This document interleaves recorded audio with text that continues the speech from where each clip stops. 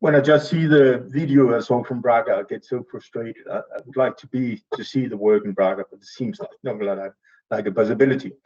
My name is Tom Rønning, and I come from the city Odense in Denmark. Short, in Odense, we've been working with Housing First for 11 years, and during that period, we've managed to reduce homelessness by about 40%. It's a great pleasure for me to be able to introduce Anne from the Alliance Home to All. It's from Copenhagen, not as in the program Odense, one of our close partners in Odense in reducing homelessness. Home for All have managed in a few years to take a central role in the national and local work to abolish homelessness in Denmark. Odense has been so privileged to be a partner in the Alliance for a longer period. From our perspective in Odense, we have seen that they have succeeded to getting both well-known actors and new partners to have a common approach to the work of abolishing homelessness.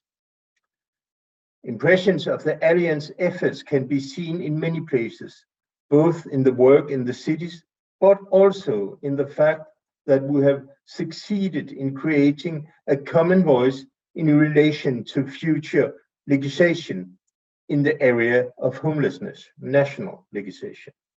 In Odense, we have the great pleasure of collaborating with Anna and Home to All, and one of the other partners in the Alliance, a private foundation, on a very special project where we have focused on getting young homeless people included in an active study housing environment. So I would also like to take the opportunity to thank Anna for the good cooperation. Anna, you have the floor. Thank you, Tom. Thank you for those very fine introduction. I'm almost blushing here in Copenhagen. And thank you for the collaboration as well, and for inviting me to share some of the experiences that we've done over the past 5 years by building an alliance of stakeholders coming together to end youth homelessness in Denmark. And I'm going to try and share my screen here.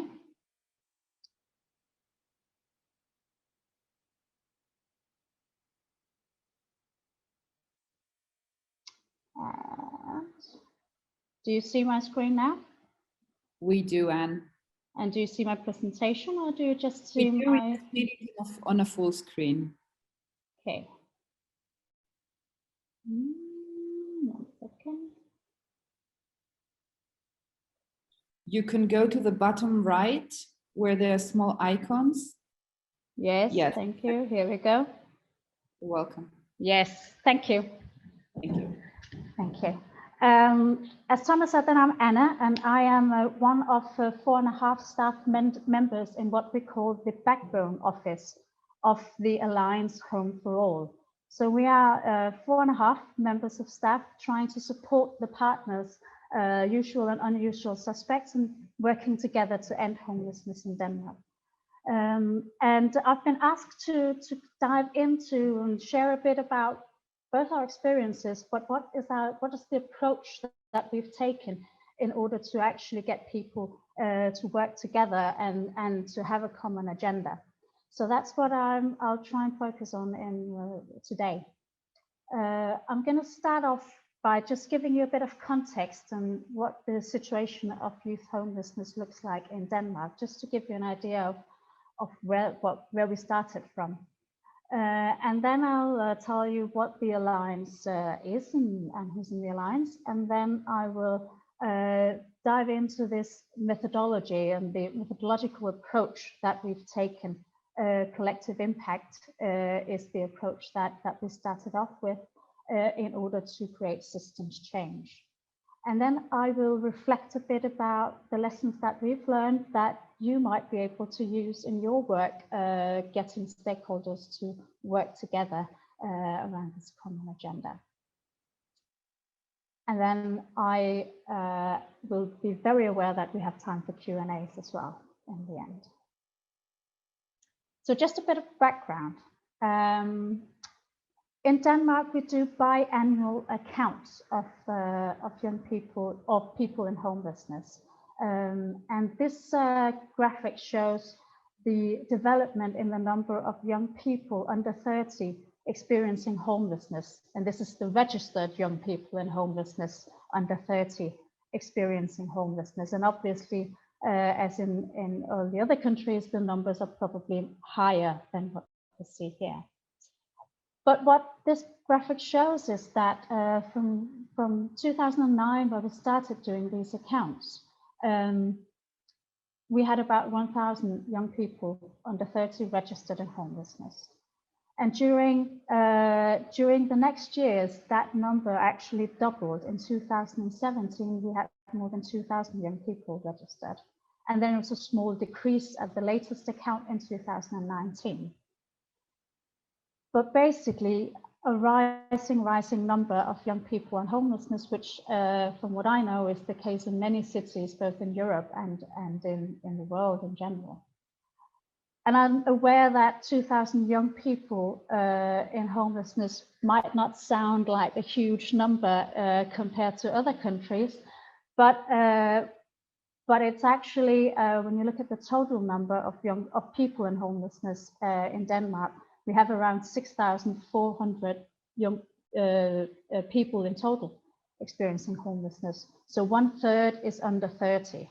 And I think we can all agree that this is the worst possible way you could start entering adulthood by actually not having a place to stay and also struggling, obviously, with other social issues. So this is a concerning development in young people facing homelessness. And this is what one of the foundations that Tom was mentioning in his introduction, Bikuben Foundation, noticed. It's a philanthropical foundation that's been working to support young people facing social issues. They've been doing what most foundations have been doing for many years, supporting short-term projects, interventions in civil society organizations mainly, but also in municipalities.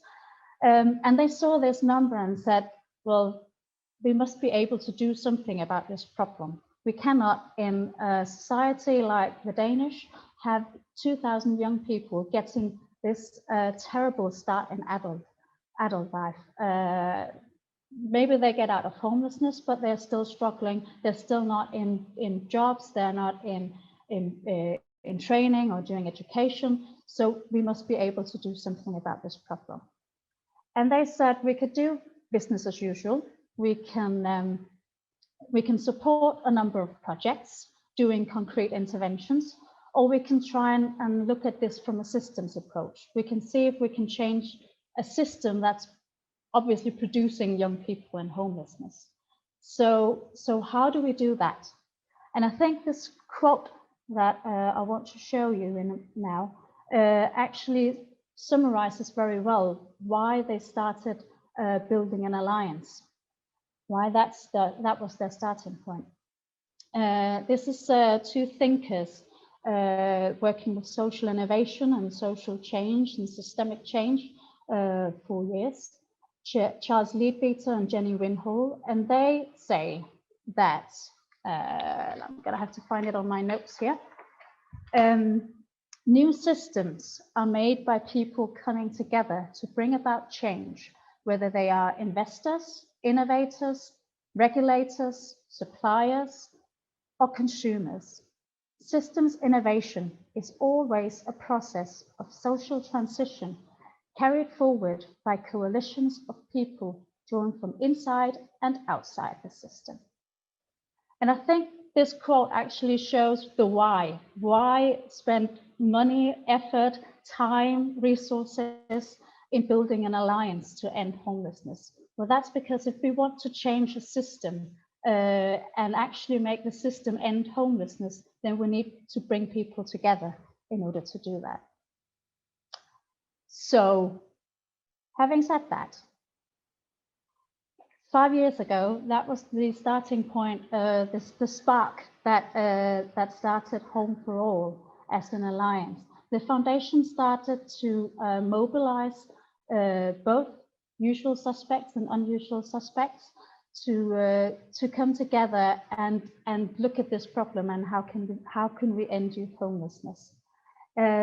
Today, we count 20 partners, 20 organizations, and these names and organizations, they mean absolutely nothing to you. I know that, I'm aware of that, but I can tell you, and you have to trust me then, that this is municipalities, it's social housing agencies, it's it's private housing organizations, it's philanthropical foundations, it's education, and it's the national organization for homeless people, and it's also service providers / civil society organizations that we've managed to get together in a conversation on and an effort to end homelessness in Denmark. So 20 partners, is that enough? Well, we have created this alliance of 20 partners, saying that to join the alliance, you need to have the power and the commitment to actually create change.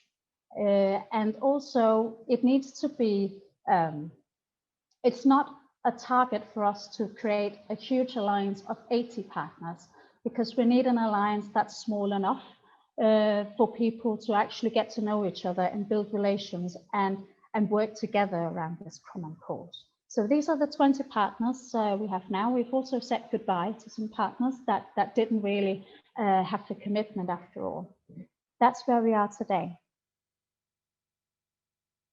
As I said, we started building the alliance in 2016 when the backbone office where I'm based was established to actually promote this alliance building. And we spent about 3 years, which is quite a long time, but we spent about 3 years to get the partners together and make sure we had a shared understanding of the problem and the causes of the problem of homelessness, youth homelessness in Denmark. And also agreeing on how to fix the problem, because I think it's difficult to disagree that we need to end homelessness and we need to end youth homelessness in Denmark, but how to end it, that can be that can cause some conflict. So getting people together around a shared understanding of the problem and a shared strategy was the focus that we had in the first years. Now we're in a stage where we are creating change, I would say, or starting sparkles of change here and there. We're testing and we're developing interventions and solutions, and we are, as Tom mentioned in his introduction, working very focused on influencing policy. Right now, there is a new national action plan for homelessness in Denmark in the making, and that's obviously momentum for us to try and influence that as much as possible. And when I'm saying us, I mean the backbone office, but first and foremost, I mean the 20 partners and the alliance are working to influence policy. And then we hope that this will lead to actual systems change in the years to come. So we're in the long run here. It's a long-term commitment that we've made and that the partners have made to be part of this alliance. Today, I think we managed to actually have a common agenda that we want to end youth homelessness in Denmark. We can't accept that we have young people in homelessness in Denmark at all. And we've also agreed that the way forward is based on housing first. So that's our shared, among these 20 partners, they are all aligned in the principles of housing first. So that means that in micro and macro level, we as the Alliance are working on sufficient affordable housing, making sure that there is sufficient social support for the people needing it, and that will prevent more young people getting into homelessness. And I think this housing first approach was a very important approach to introduce to the partners because it's evidence-based. I know that there can be disagreements, but it's evidence-based, and that made it an easy approach to agree on as partners. So these are kind of the guiding principles in all the work that we do in the Alliance and that the partners are doing. So how do we work? And how did we build this Alliance? Our main approach where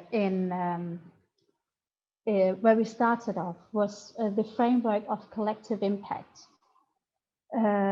Some of you might be familiar with that approach, but that was our kind of starting point. And if we want to get people to work together and to create change together, then we need some kind of guidelines to do this. It's not a how-to guide, it's not a quick fix, but it's guiding principles that we use in building the Alliance at first. And as it says on the slide, then collective impact, the whole idea of this approach is that it's a structured way to bring people together in order to achieve change. So that was the framework that we looked into. And this also means that the starting point was identifying the right partners. Who are the right partners who can actually bring change forward? Who can and will be part of the solution?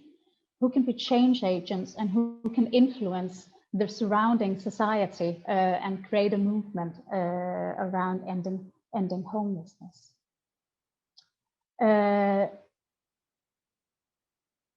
Yes. So first of all, defining what partners we needed to have in the Alliance. The collective impact approach is built up around 5 principles or 5, I think they call it conditions in their approach. And this was what guided our work in the beginning, but as I'll get back to then, it was the starting point, but now I think we're working with other guidelines basically in the Alliance. But the 6 conditions that collective impact says needs to be in place in order to get people together and create change is that first and foremost, you need to develop a common agenda. So as I said, we spent 3 years actually trying to define and understand what the problem was, getting a shared understanding of it, and actually also finding out how are we going to solve the problem? What tracks should we follow, and do we agree on following?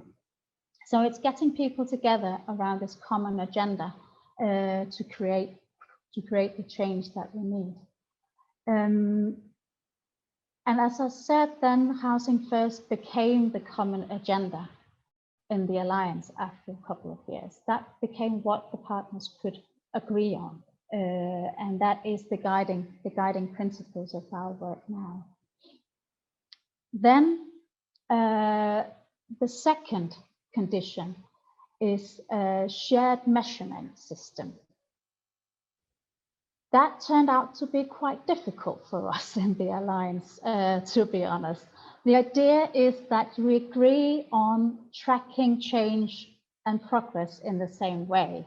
And ideally, in collective impact, you have shared data, you have shared measurement systems.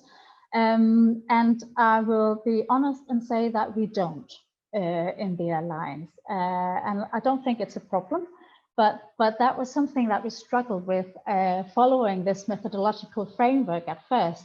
So how can we build shared data, shared measurement systems in order to track progress in the same way and use that as a learning process?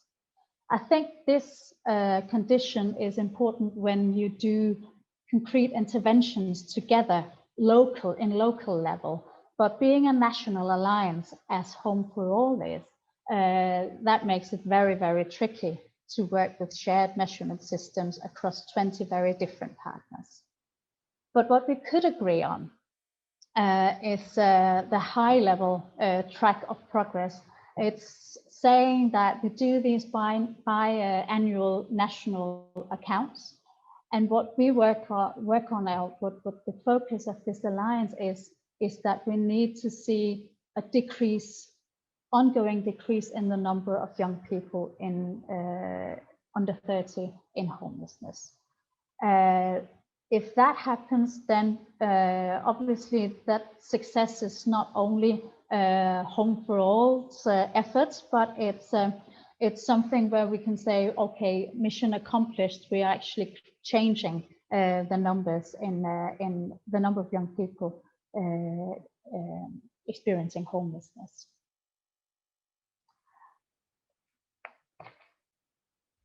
Then the third condition is that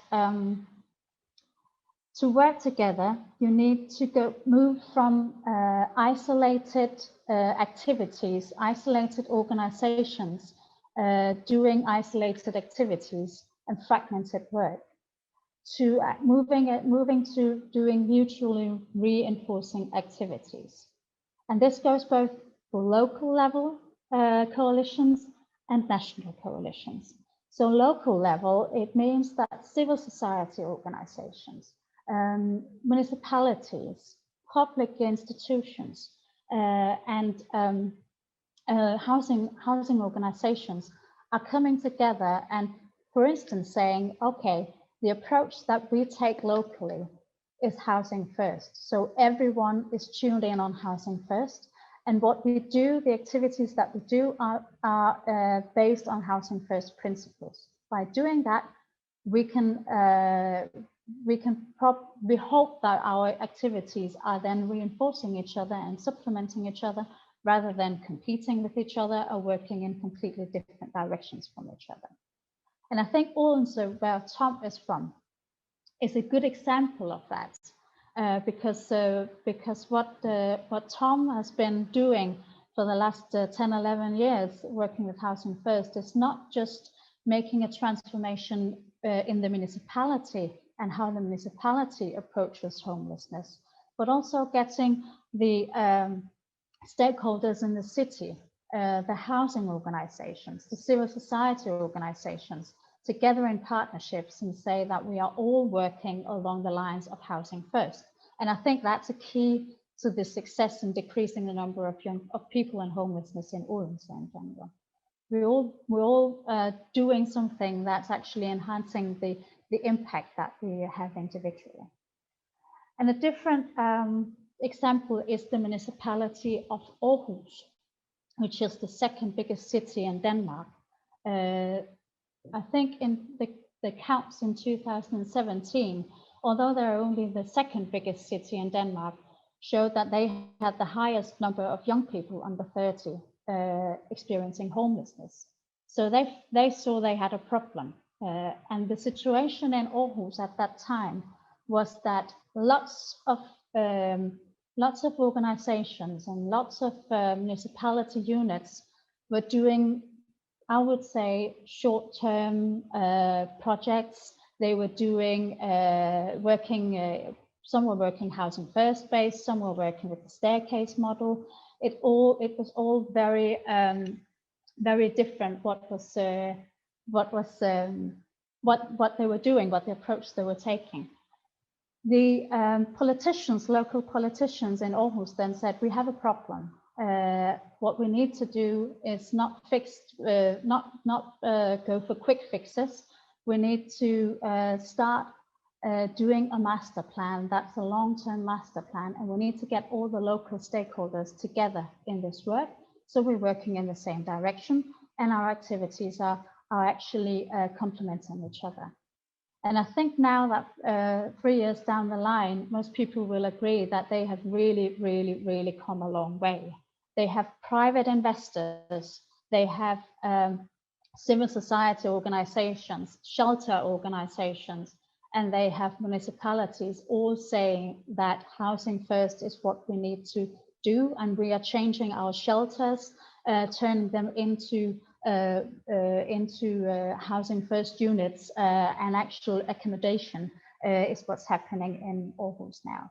So that's really interesting in that local focus of mutually reinforcing activities. But also in a national level, this is important because in the beginning, my first years in the Alliance, there was, just to give you an example, there was a meeting with lots of stakeholders in the field and the Ministry of Housing and the Ministry of Social Affairs. And what happened at that meeting was that everyone was saying something different to the ministries. No one was saying the same thing. So basically the ministries could do whatever they wanted because they could find arguments that went in all directions in that group of stakeholders that were invited to the table. I think now 3 years or 4 years down the line, the situation is different. I think that we now as stakeholders in the field of homelessness, both housing, civil society, municipalities, are actually more and more aligned and saying the same thing to the national politicians, which means that at least I'm hopeful that we can see a different influence on the national policy in the coming years. So it's also about the concrete activities and the concrete interventions, but it's also about the message and the stories and the recommendations that we give nationally in this field. I think that's important distinction. Then the fourth condition is continuous communication. And this is basically about building relationships between partners, but also about keeping partners committed and engaged and continuously showing that we are moving forward, that we are taking small steps towards changing the system. And that's an important task for us in the Backbone Office, to keep partners informed about what the other partners are doing and actually telling the stories of the change that we're creating. And then a strong Backbone Office, and that's where I'm based. We have an important role, I think, in what Collective Impact says is orchestrating the Alliance partners. So it's matchmaking, it's getting partners together, it's making sure that partners are meeting each other, but it's also about supporting the communication from the Alliance in general. And it's about supporting new innovations and activities and funding and resources. So we in the Backbone Office are the backbone, but we are not the ones creating the change. That's what the partners are doing. We're trying to push it and drive it and orchestrate it. And I think that's kind of where the Alliance come together by having this Backbone Office. Now, after the first stage of establishing the Alliance, we took a good critical look at these 5 conditions and the work that we were doing. And we found that this was our starting point, and this was a really good starting point that I would recommend anyone to look at if you want to bring people together to create change, because it's good guidelines. It's a good set of rules to follow. It's a good structure. But we found that what we did was probably slightly different in practice. So I'm going to just show you where we've ended up, what our tools are today, and what we talk about in the Backbone Office that we are doing to create change with the Alliance, or as an Alliance. So this is the collective impact and practice that it's turned out to be in practice in Home to All. We're focusing on how we can change the system. And we do this by what we say is that we build a movement. This can be equivalent to creating a common agenda. But we actually think that our partners are not the only ones who can create the solutions. we're building a movement of partners so they can move the rest of the world, basically, if I'm to use a bit high-level language here. So we're building a movement around this common agenda to influence policy nationally and to influence policy locally as well, and also to influence practice. And that movement is based on the housing first principles and housing first thinking. But it's also, what we find important is also a movement around saying that it is possible to end homelessness. Homelessness is not something that we should just accept in a society. It is actually possible to end it. And that's a new story, a new mental model, as we call it, that we are trying to build a movement around.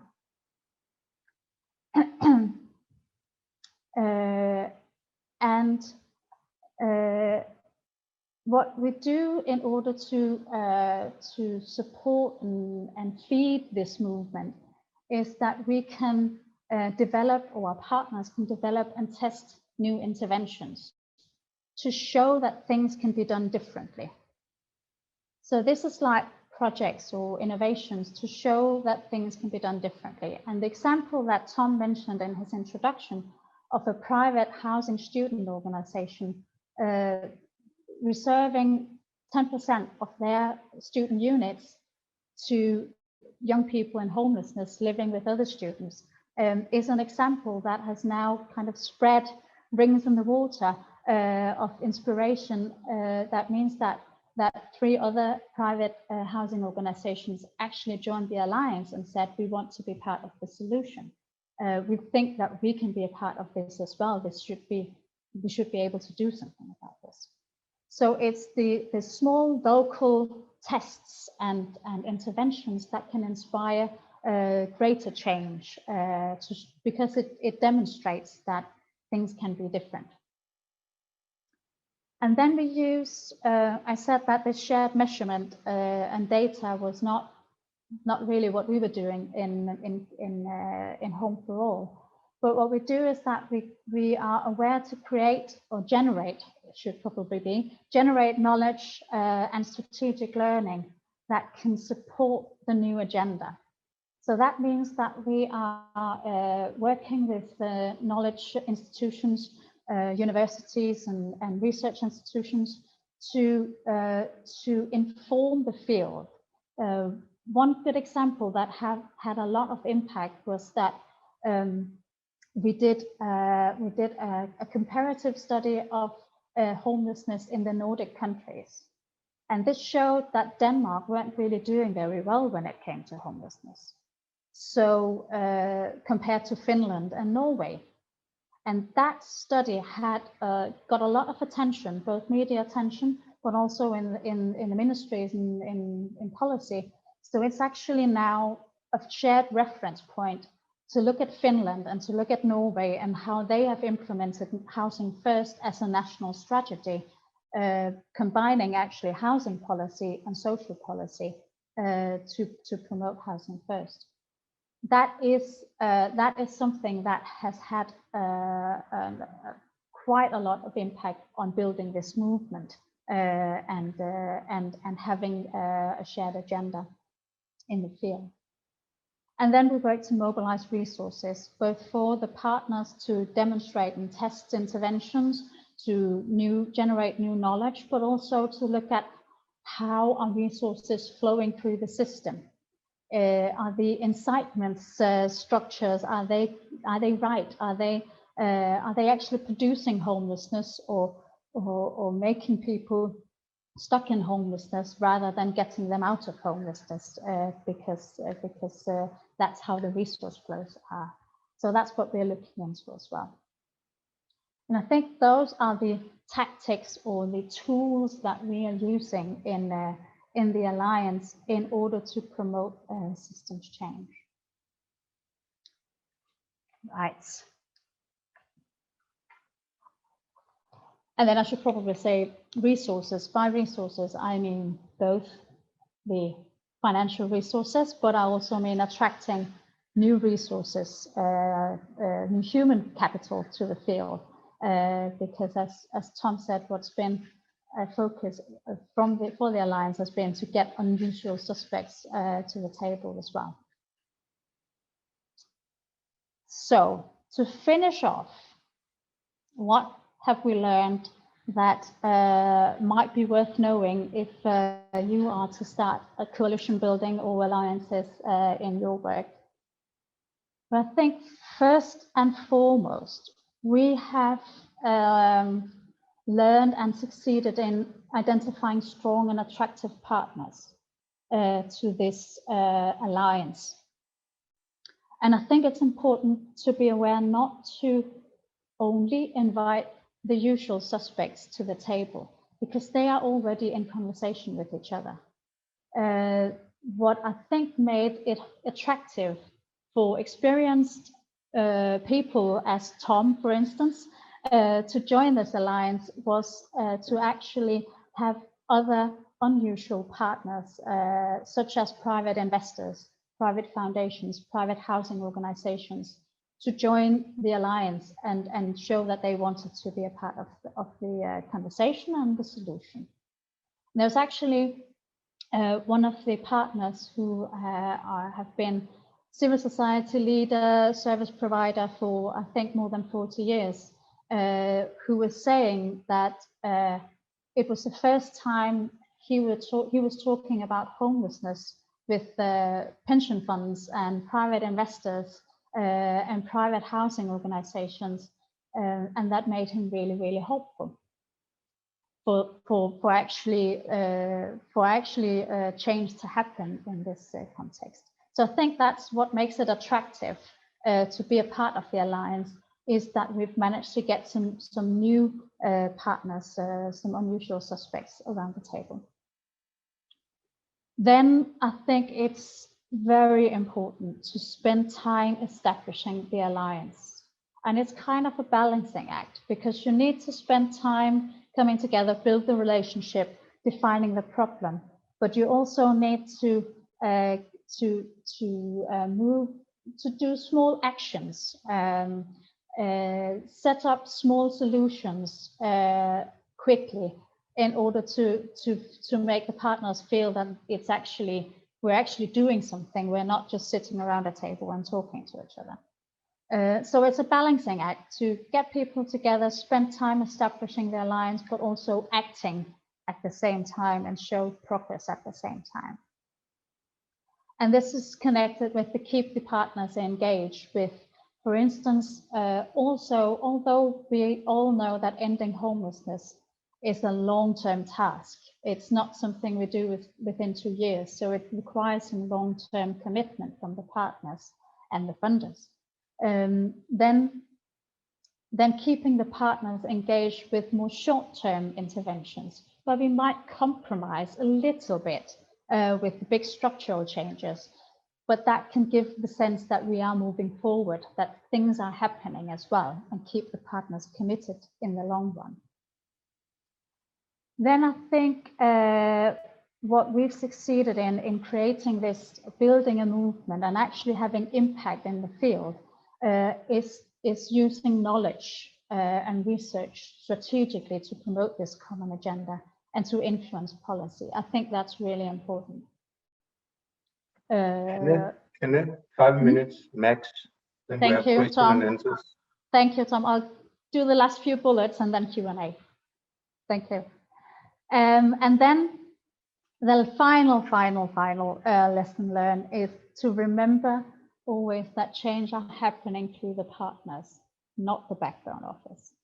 And I know that this is a common challenge in all the collective impact alliances that I know of, is that once you come together and as an alliance interested in doing working together, and then you hire a backbone office, and from the day the backbone office is there, then people are looking at the backbone office to actually run the projects and do the action and do all the work. And the backbone office think that's their role because we're supporting the partners, and so we should be running everything. But 4 people in a backbone office are not the ones changing systems. That's the 20 partners in the alliance. So kind of reversing that and saying that the backbone office are the backbone, but change are happening from the partners and by the partners and through their action and their commitment and their engagement. I think that's an important way of thinking when doing alliance work. It's my most important job is to be to make the partners able to act in a coordinated and collective way.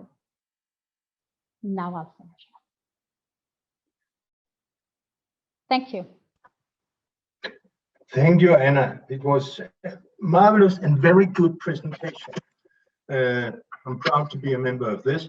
And I just want to say one thing, which I think is, as a social worker throughout many years, what has succeeded is the normal situation where you have different kind of stakeholders and NGOs who all fight on intention on their work and their need for money.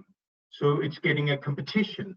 You succeeded to manage to get it something we do together and have a common goal, which is so marvelous.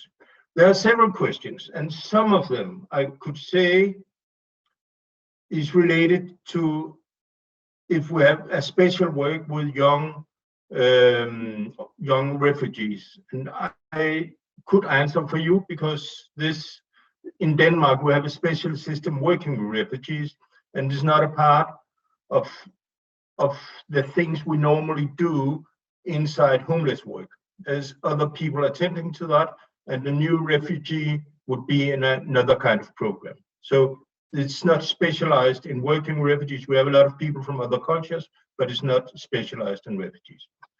Then we start up having different questions to you. We have some questions here from Glasgow. Where are the young people coming from? Care leavers, young offenders, are they overrepresented? Some stakeholders are not historically, culturally linked to homelessness prevention, like schools, education, primary health care. Any lessons to bring them in? And I have you.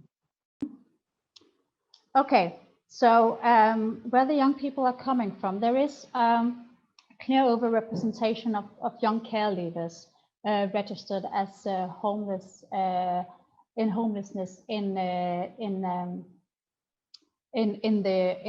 sorry, there was just someone looking at me.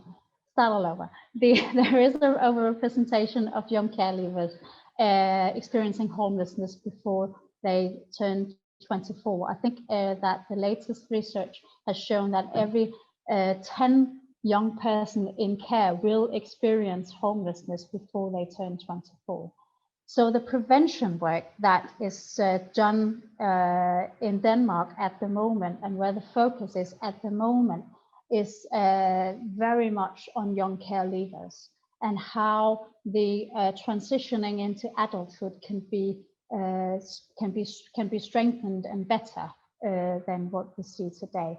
Because I think it's what my experience is that it's something that is new and only just beginning to be accepted as a problem, that we are actually putting young people in care, but we are not actually giving them a chance to live good adult life afterwards.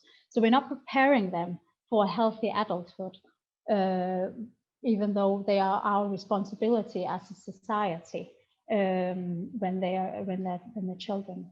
So that's a focus. I don't think we have the solution to it at the moment, but that's where the focus is first and foremost when we're talking about preventing youth homelessness.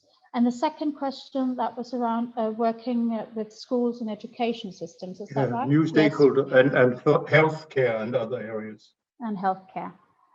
School and education system are not a part of the alliance at the moment, but it's actually touching upon our bad consciousness because it's something that it's this huge system that we know that a lot of the young people are maybe never discovered by the municipalities. They're flying under the radar, but they are in education and they might be seen in education.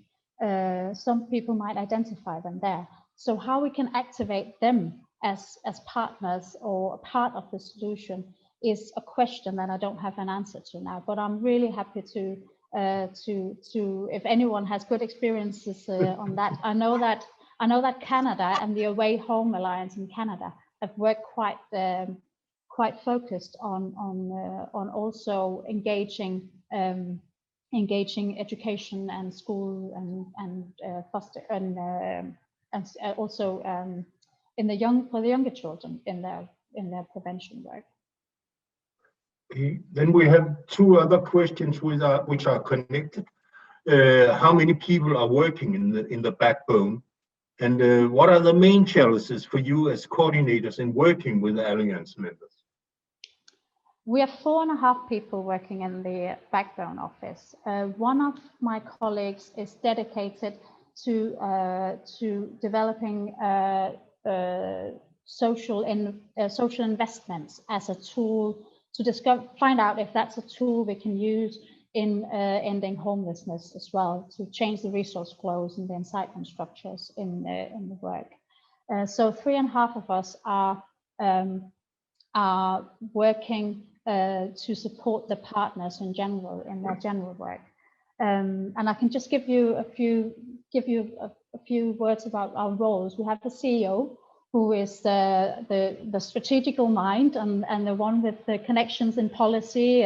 She's engaged in social policy. She's the advisor of the government's social ministry as well.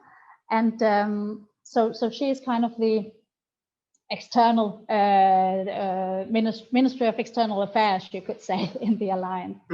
And then I'm the one in who is in charge of the relationships between the partners, facilitating like that we meet. The 20 partners are meeting 3 times a year, facilitating those meetings to make sure that they have value.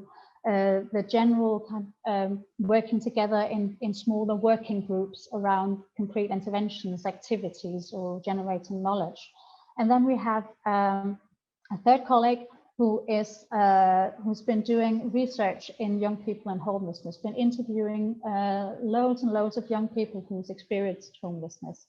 And he's our knowledge man, our knowledge person, and he's also the one who's starting new research projects, etc. And then we have half a colleague, and she's a communication officer who is now really focused on how we can have policy impact as an alliance and mobilizing the partners in their communication in order to have the most impact in this policy work that's going on. And I think there was a question about the challenges. What are the challenges that we are facing as coordinators? I think a challenge is to find out what our role is, and that's kind of a learning curve. Coming from organizations who are used to doing action and doing things ourselves, then what we constantly need to remind ourselves is who are the right partner to bring this forward? Who are the right partner? Is it the backbone office speaking now, or should we try and get some of our partners to hold the microphone and speak out loud on behalf of the Alliance? How do we engage partners in activities rather than setting up activities that we think is good in the backbone office and then just run with it? We need to engage and commit the partners to these activities and get them on board. So it's the constantly onboarding and reminding ourselves that the partners are the ones who are actively changing systems, not the backbone office ourselves. So it's kind of like stepping back and stepping forward and stepping back and stepping forward at the same time. I would say, as a member, it's also a very important role that you're loyal to all the partners, that you respect what they're doing. So you're not trying to force them or put them in a situation that's not what they're standing for. I remember one of you said that you always try to think, to talk about what do they think instead of we think they should say. Yeah. And that's something you have succeeded in a very good way. Then there is and question up. It's a lot of questions. It comes here. Isn't there a risk with long engagement times to begin and end with different conditions? So the solutions we come up with still are valid.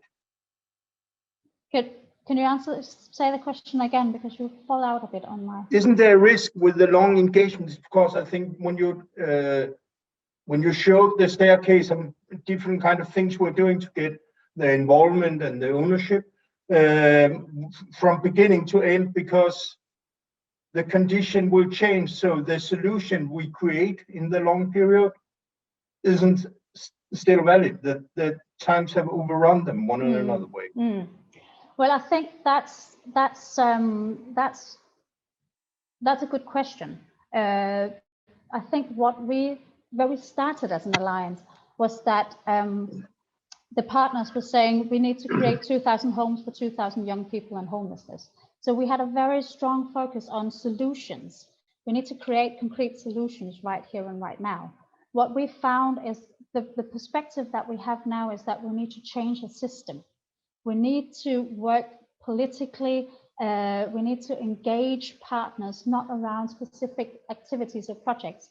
So we're not, I don't know if I'm being clear now, but we're not that focused on creating solutions, but we're building movements, and then partners are doing what they can do in order to implement housing first in their organizations. So we have like a social housing organization in the National Association of Social Housing in Denmark.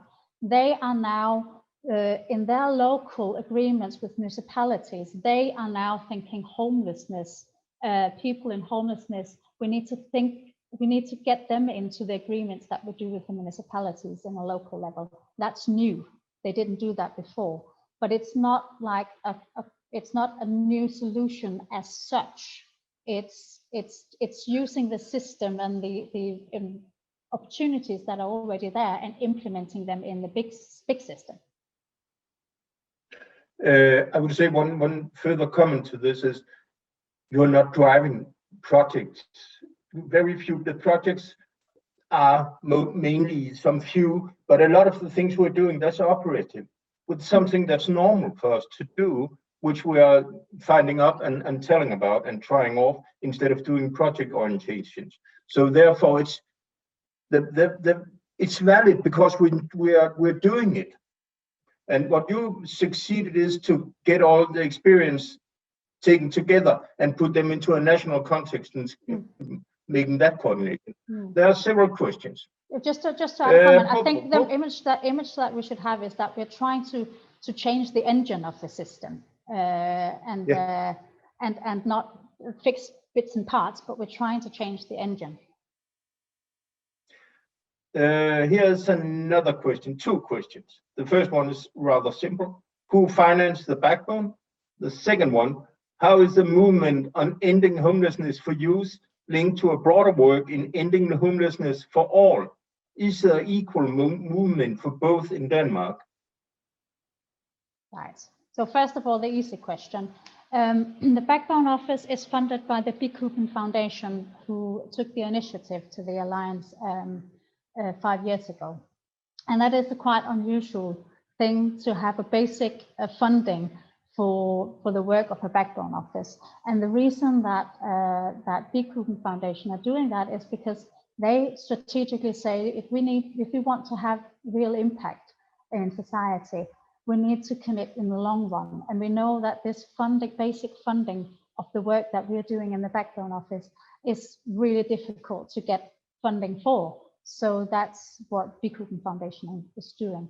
But all the other activities that we're doing in the Alliance, the partners are doing, are either funded by the partners themselves or funded by other foundations or Bikuben Foundation. So that's kind of where we fundraise for instance, new research projects and etc.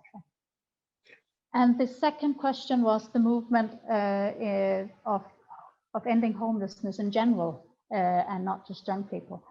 There is not equivalent movement of ending homelessness.